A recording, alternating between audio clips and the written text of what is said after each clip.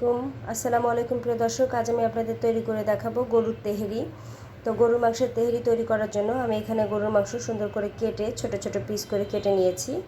এখন আমি কিভাবে রান্না করছি আপনারা দেখুন এবং সঙ্গে থাকুন। প্রিয় দর্শক, গরুর গোশগুলো সব একটা বাটিতে আমি নিয়ে নিচ্ছি। এখানে আমি 1 কেজি চালের সাথে 2 কেজি পরিমাণ গরুর গোশ নিয়েছি।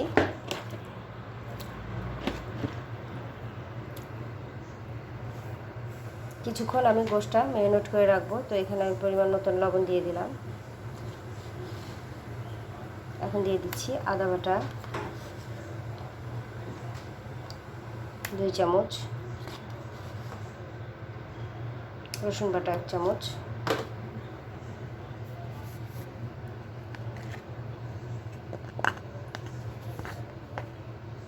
এবং 1 চামচ মরিচের গুঁড়া।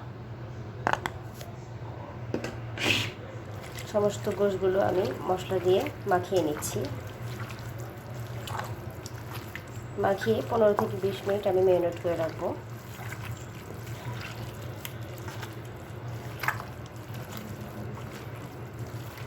আজকে রান্নাটা একটু অন্যরকম হবে, আপনারা দেখতে থাকুন, আমার সঙ্গে থাকুন।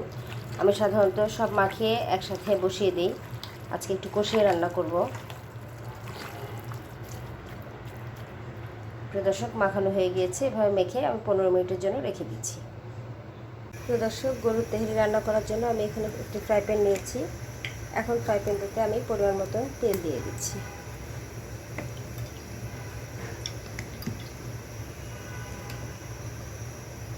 তেলটা গরম হয়ে গিয়েছে। এখন আমি কয়েক টুকরো আলু ভেজে নিচ্ছি।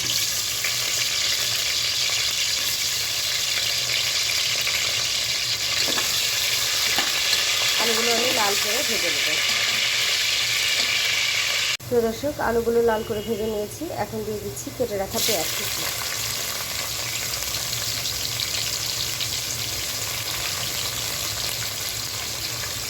পেঁয়াজটাও আমি আলুর সাথে বাদামি করে ভেজে নেব।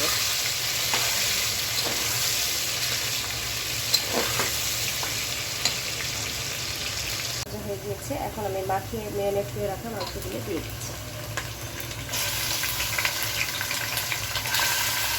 এবার একটু নেড়ে চেড়ে দিচ্ছি। দিচ্ছি রাঁধুনি তেহেরি মশলাটা।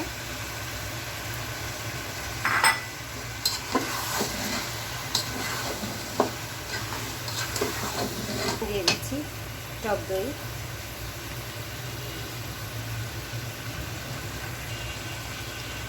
ভালো করে নেড়ে চেড়ে দিচ্ছি।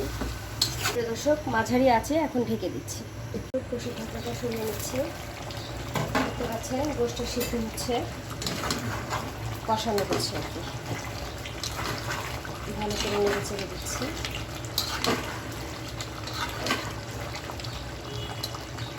মাঝারি আছে, আরও 10 মিনিট রেখে দেবো। ঢাকাটা সরিয়ে নিচ্ছি। দেখতে পাচ্ছেন মাংসটা কষানো হয়ে গিয়েছে। এখন দিয়ে দিচ্ছি 1 চামচ পরিমাণে চিনি। নেড়ে চেড়ে নিয়েছি। এখন আমি ছোলার চালটা দিয়ে দিচ্ছি। তো দর্শক, এখন ভালো করে মাংসের সাথে মিশিয়ে চালটা একটু ভেজে নিচ্ছি।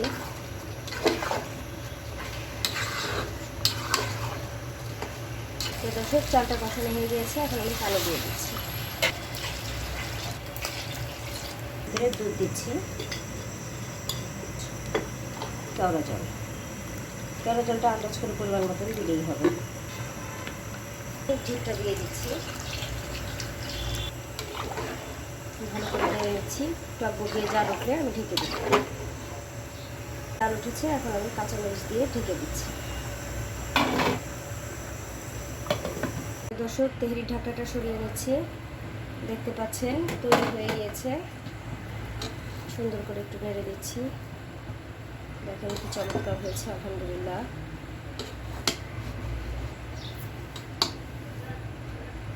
দিয়ে দিচ্ছি অল্প পরিমাণে ঘি।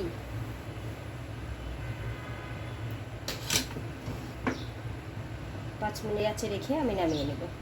প্রিয় দর্শক, তৈরি হয়ে গেল আমার মজাদার তেহেরি, গরম গরম তেহেরি। এভাবে এভাবে রান্না করে গরম গরম পরিবেশন করে এবং নিজেরা খেয়ে দেখতে পারেন, ইনশাআল্লাহ মজা লাগবে। ধন্যবাদ সবাইকে আমার ভিডিওটি দেখার জন্য। বেশি বেশি লাইক ও শেয়ার করে আমার সঙ্গে থাকুন। ধন্যবাদ। আসসালামু আলাইকুম।